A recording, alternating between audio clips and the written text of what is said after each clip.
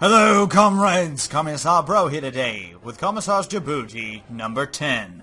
That's right, we are 10 whole episodes in, and I'll admit, I was a naughty little Commissar and went 27 turns ahead in the future. And literally, I'm here to inform you guys that absolutely fucking nothing has happened in that time. You know, just the usual. Russia's taking care of its severe rebel problem one day at a time. The Königsreich actually declared war on Lithuania because Lithuania is expanding quite rapidly into various areas there. So yeah. And Russia declared war on the Königsreich to deal with said particular issue, which brings me to my next point. When I adjust this scenario, I'm going to weaken Russia. I'm going to make more countries out of Russia because they're a little bit OP, I think. Like, even after all of these rebellions and whatnot, and just the absolute ridiculous amount of men that has been portrayed against them, they still have one of the most powerful militaries in the world. Number 2, actually. I will say that they've gone from about 9,000 points in military rank to 5,300. So their army has essentially been cut in half. And there's no guarantee that they're going to win whatever war they're engaged in. But I think at the end result, what we see is... Wait a minute. I'm sorry, what? Okay, Republic of Russia. Sorry, that threw me off so bad just now. I'm like, why is Japan fighting Russia? I'm like, that shouldn't be happening. But needless to say, Russia with her allies is managing to hold off probably the biggest civil war enemy they've faced yet, who is the Republic of Russia. You know, there's also whoever these guys are, Uzbekistan. Yeah, so Uzbekistan is kind of carving a nice little piece of Russia out there too. Nothing that seems to be able to win the war, but at least it's being done. So essentially, we have a lot of Russian woes here. But I kind of just want to make something, like maybe out of this area here, like maybe Ukraine or something. Maybe make a country out of the Caucasus here. Or maybe just make a couple of countries here where Uzbekistan, Tajikistan, Afghanistan, and all of them normally are. So, yeah, that possibilities, and Turkmenistan, forgot about that.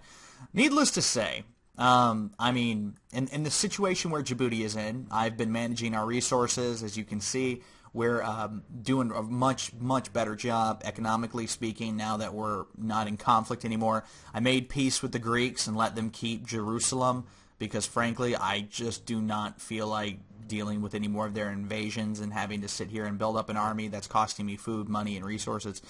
So, yeah, that's kind of what happened. Now, Djibouti is still the world's 9th most powerful nation, which is a pretty big achievement.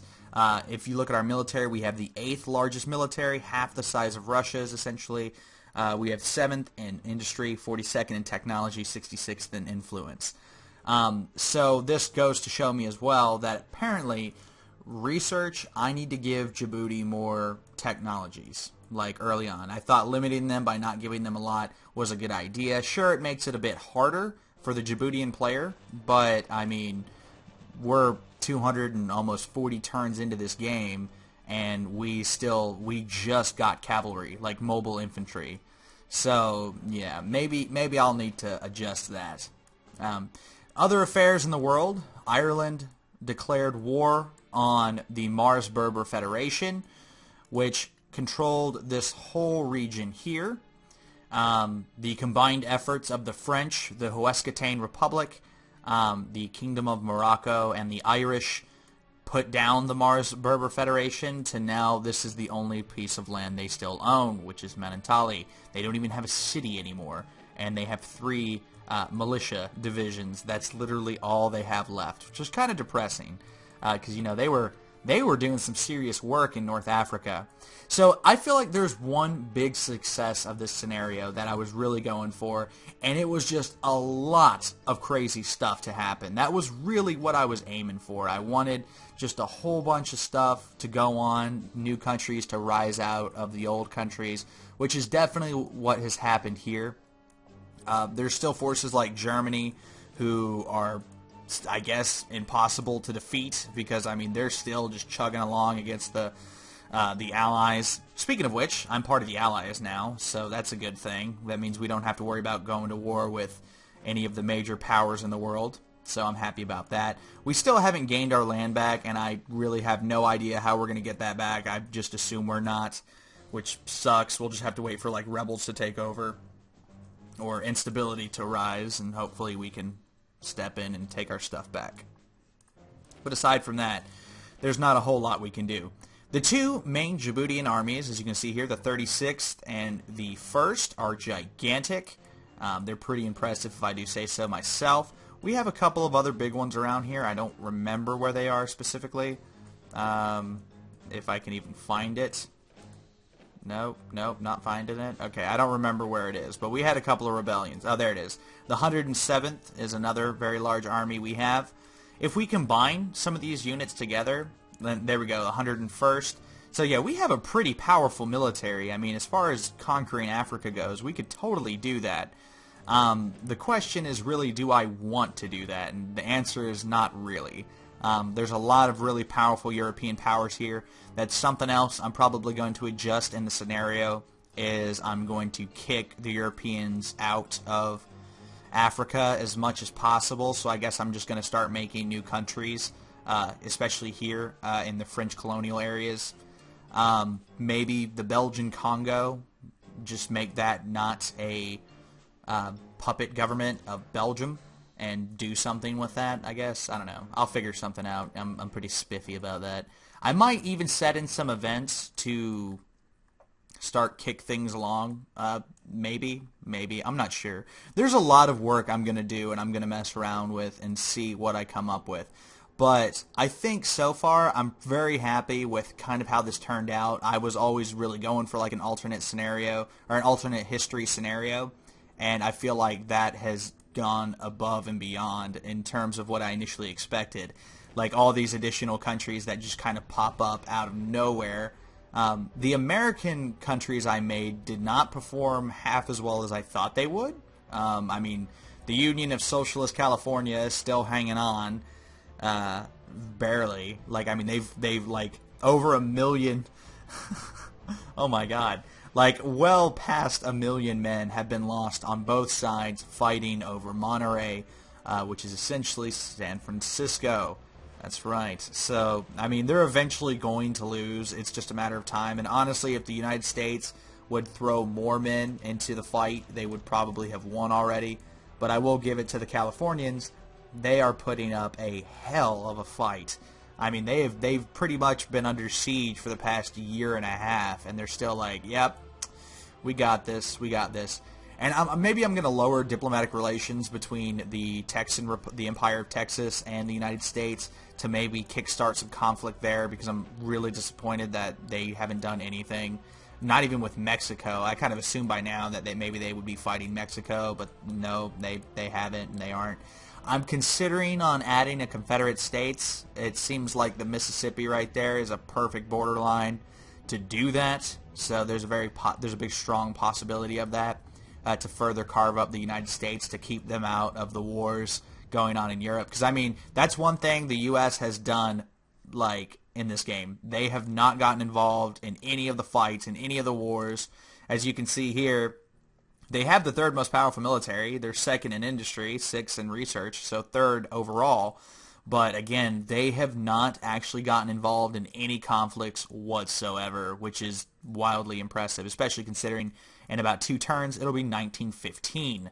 So, yeah, I mean, that's something for you. That's something for you. And technically, this whole World War, the Great War, started about, what, a year early? It started sometime in 1913, 1912, or something like that. So, I mean, as far as it goes, it's interesting that no one's gotten involved in that sense. I'm also kind of disappointed with how Asia has done. Like, Japan has gotten involved in some proxy conflicts, but because I haven't really set any real diplomatic issues with these people or any events to kickstart stuff, these countries are pretty much just, they're staying peaceful with each other. They have no ill will. The Fengtian state hasn't done anything. Korea hasn't done anything. The Renbai dynasty hasn't done anything. I don't even think China's done anything. No, see, China hasn't done anything. This was an interesting conflict at first, the nationalist state of China taking over the communists, and Tibet fighting the communists to become stronger than it was, But again, nothing really came out of it. It wasn't as interesting as it could have been, and so on and so forth. I might make more countries in India, or maybe just give the Portuguese a bit more control of India so that the Portuguese actually do something. That would be kind of interesting. I don't know. There's a lot of stuff that I'll work on and move on from there. But as for actually playing through the scenario, I feel like we have a pretty good idea of what's going on, what's happening. Now that Djibouti is part of the Allies, there's not a whole bunch I can do because I'm allied with most of these factions. I could take over the Emirate of Kudai, which is the one country that I haven't taken over yet. But again, with the concern that's starting to rise in Djibouti now is government support is very, very quickly lowering over time. Taxes are high, and the populace is huge. We're in war weariness, and there's not a whole bunch I can do about that. Like, I mean, aside from just, like, plummet my vaults to try to keep war exhaustion down, trying to keep corruption down and whatnot. It would be nice if there were things or events that you could do that would increase support, like, I don't know, build a national program or something like that where you could really go in more depth supporting your government. And I think there is stuff, but I don't know how to do that yet. I mean, that's very possible. But yeah, like I said, that would be really nice if they would have something like that for me to do and be able to have more direct control and governmental support aside from just these government programs here. Because, I mean, these government programs don't seem to do much. Like education, of course, it affects your research rate. Social welfare affects your population growth rate. But having it maxed out, having all this stuff maxed out, doesn't give you an actual government support bonus. It just makes it to where you're not negative in government support. Now, when you start having these big burgeoning empires like this, I mean, it starts to get really hard to keep people in line. I mean, like, just look at this area right here. Technically, it's got a low revolt risk, which is no bueno for us. So, I mean, and the people are rioting right now. So, and I mean, there's really nothing I can do aside from just put troops on top of the region and hope that it doesn't get volatile. But, I mean, aside from that, there's not much else you can really do to stop this type of stuff from just kind of crushing your empire. Which, I guess, at the same point, there shouldn't be too much, so maybe I'm just expecting something that really doesn't need to be in the game. I don't know. I'm just kind of throwing ideas out there. Like I said, it would just be nice if you had random events every so often that you, like in Hearts of Iron or other games like that, where you can actually choose options. Like, there's a trade-off. It's not always positive. There's a trade-off, like maybe pay $10,000 and make your government support go up by 10% for whatever reason, and it would last for maybe a year or something like that. That kind of stuff would be nice to see in making history. I don't know if they ever plan on doing it, but it would be really cool.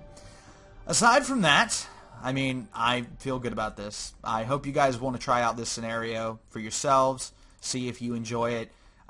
We can continue this particular playthrough if you guys want. It doesn't seem like there's really too much else I can do that won't lead to just another great war. And I mean, even now, like, I mean, if we just sit here and spam in turns, it's just going to be the Königsreich eventually getting destroyed. The good thing about that, though, is that actually opens up another border for Germany to fight through and for Russia and Germany to engage through, which may be, honestly, could be a good or bad thing for either side. It could mean that the Germans could regain the lands of the Königsreich, because I imagine they're not going to win. Like, I'm not saying their army's weak. We can just sit here and look and tell that they've got a little bit of firepower standing behind them, but in the overall scheme of things, I don't think they're going to be able to compete against the Russians. They do have the Poles as allies, so that's something, but the Polish army is pretty damn small, all things considered. So yeah, I mean, there's lots of possibilities. There's lots of stuff that could still happen here. That would be incredibly interesting. But like I said, now I'm kind of looking at ways to improve this scenario and how I can make it better. How I can make it something that people are more inclined to play and so on and so forth. But anyway, so yeah, this has been the 10th episode, and, you know, it's kind of been more of an overview episode and also a question as to whether you guys want to continue the series or not. If you want to, that's fine.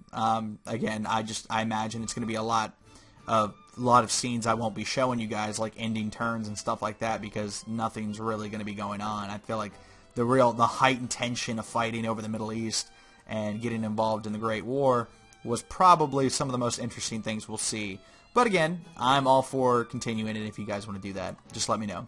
Anyway, this has been Commissar, bro, and I'll see all you beautiful people next time.